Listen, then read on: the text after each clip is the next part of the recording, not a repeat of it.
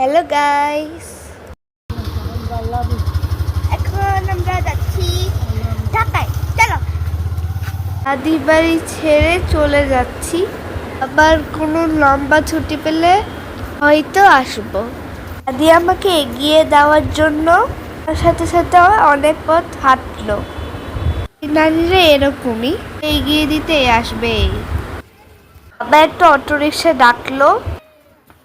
আমরা এখন অটোরিকশা করে বাসের ওখানে যাব, বাসে করে ঢাকায় যাব।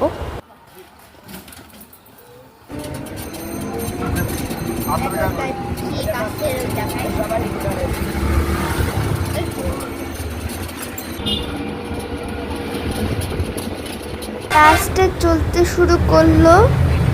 এসির টিকিট পাইনি, আমাদের এসি দরকার ছিল না, কারণ জানালাটা খোলা ছিল, তার জন্য এত বাতাস আসতেছিল। কারণ বাসটা অনেক জোরে জোরে চলতেছিল, ওইটা বাতাসে আমাদের চুল উড়ে যাচ্ছিল, অনেক বাতাস লাগতেছিল।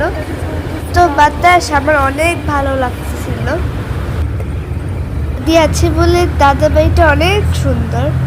আল্লাহ, তুমি আমার দাদিকে অনেক বোঝা দিয়ে রাখো, আমি যতবারই দাদি বাড়ি আসবো দাদিকে দেখতে পাই। আমিন।